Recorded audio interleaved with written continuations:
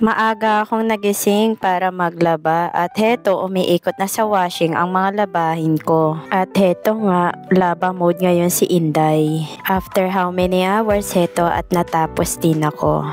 Pagkatapos kong maglaba, heto naman ang inasikaso ko. Chinarge ko nga pala ang aking e-bike. Tambak ang aking mga titiklopin. Heto at tinitiklop ko ang aming mga damit. Of course, ito nga pala ang finished product. Matapos ang lahat, ito naman ang next na gagawin ko. Ang mag-check ng mga test paper ng mga Junakis ko. Syempre, tiyaga mood ngayon si Inday kahit naka-wellness break. Pero kahit ganon, natapos ko din at recorded na rin. It's Monday mga Inday. So ayan na nga, first day of wellness break. Heto at suklay mode ngayon si Inday. Oha, oha, oha. Syempre, taong bahay muna ngayon si Inday at heto nagwawalis ako. After that, map naman. Heto na naman ang mga basahan, kailangang labhan. At heto na nga, nilalabhan ko na ang aming basahan na amoy ihi ng aking mga alaga. Syempre, after that, heto at isasampay na natin. So, dito ko na sinampay kaysa dun sa dating ko sinasampay dahil pag umuulan, nababasa din.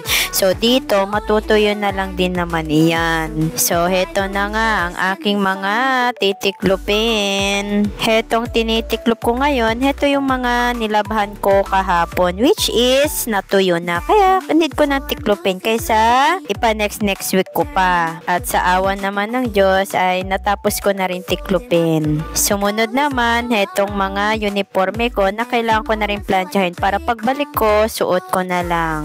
At ayan na nga, natapos din. Kailangan ko na rin ayusin yung mga dadalhin ko sa aming bakasyon. At ayan na nga, dyan sa bag ko pala nilagay lahat ng gamit namin ni Yuki. Maaga nga pala akong nagising. Kaya heto, nagsusuklay ako ngayon. Dahil mag-i-e-bike wash ako. Para sa darating na pasukan, ay mukhang bago ulit ang aking e-bike. After 1 hour and 30 minutes, heto at malinis na ulit ang aking e-bike. Syempre gamit ang aking e-bike heto at bumili kami ng pagkain ng alaga ko. At syempre niluto ko na rin. Dinala ko nga rin pala ang aking e-bike sa NWOW para ipaayos ang handbrake para maagapan at hindi magkaroon ng problema. After that, nilagyan ko na ng cover dahil ilang araw kong hindi magagamit ang aking e-bike. Pinaliguan ko na rin ang aking mga alaga para mabango naman sila. Hindi pa dyan nagtatapos ang aking gawain. Heto at nilabang ko na rin ang mga ilang damit namin at sinampay. So ayan na nga, napagod din ako sa araw na ito. Alauna ng madaling araw nung ako ay nagising at gumayak na. Binihisan ko na rin ang alaga kong si Yuki dahil kasama siya. Pagkatapos ay nilagay ko na rin dito sa trolley. At heto, hinatid na rin kami ni Marky sa Tungkong Mangga kung saan sasakay kami ng bus papuntang Cubao. Street light lang ang nagpapailaw sa paligid dahil madaling araw pa lang. At heto, nandito na kami at maghihintay na ng bus. At heto nga, nandito na kami sa bus, nakasakay na papuntang Cubao. 2 upuan ang binayaran ko para makaupo rin si Yuki. Fast forward, nandito na kami sa Victory Liner. Naipalit ko na rin ang aming ticket voucher sa ticket.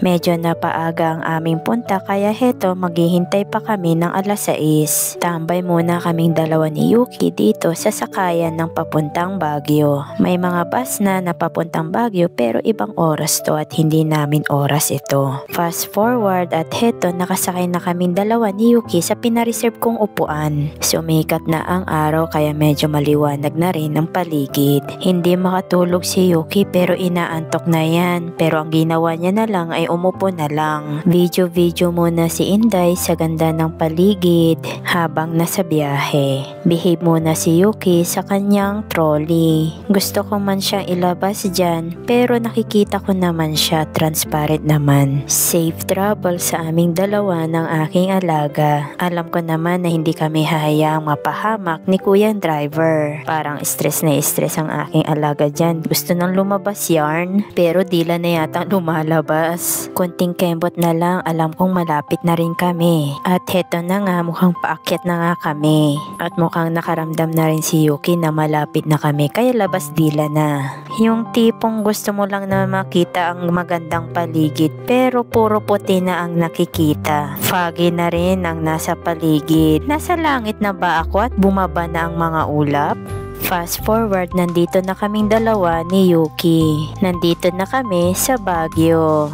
Sumakay nga pala kami ng taxi papuntang Gibraltar. Kesa mag-jeep kami, malayo ang paradahan ng mga jeep. In fairness, may CCTV ang taxi for protection na rin kasi. So, heto kaming dalawa ni Yuki. Heto nga pala ang Laperal House na dating haunted house or White House, ngayon restaurant na. Heto naman ang Teacher's Camp.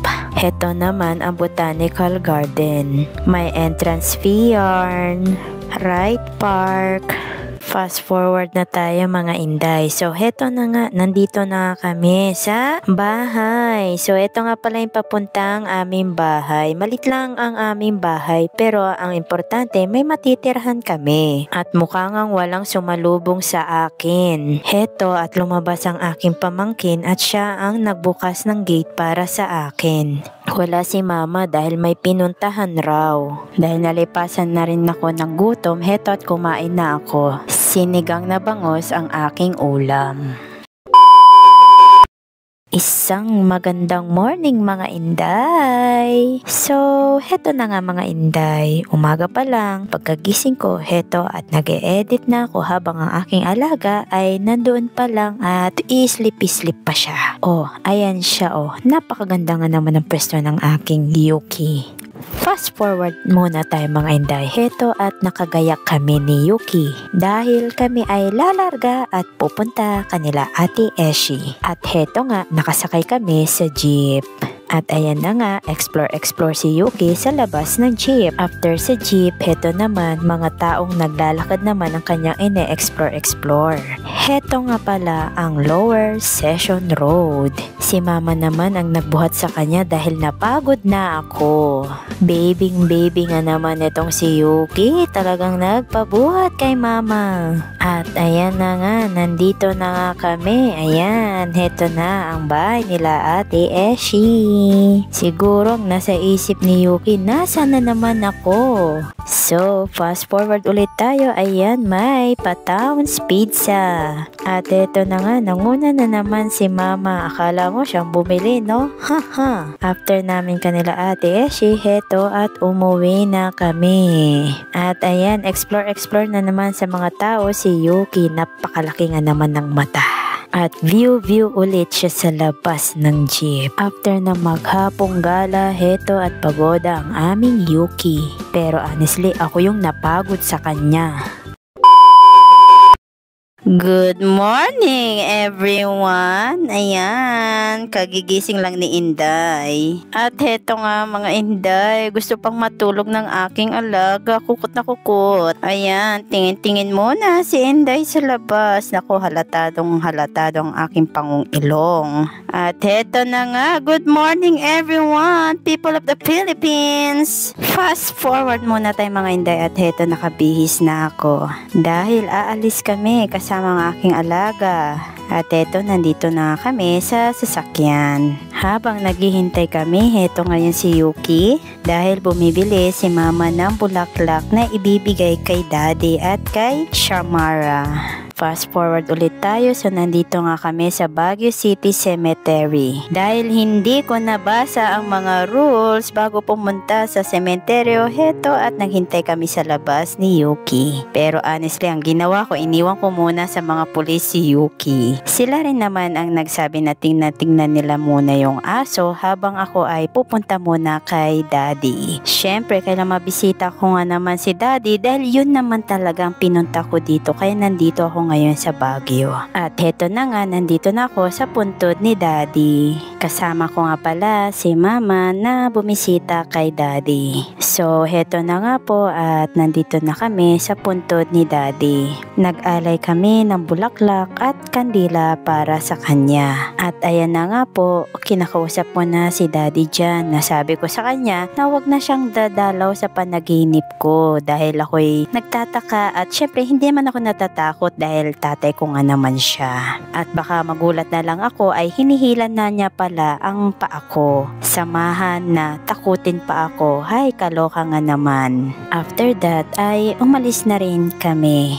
Ang importante ay nadalaw na namin si Daddy at nagtagal din naman na kami dyan. Sumunod naman dyan ay napunta kami dito sa Watson para bumili. Hinintay na lang namin si Mama na bumibili sa loob ng Watson. At ayan naman ang aking Yuki na mukhang stress na.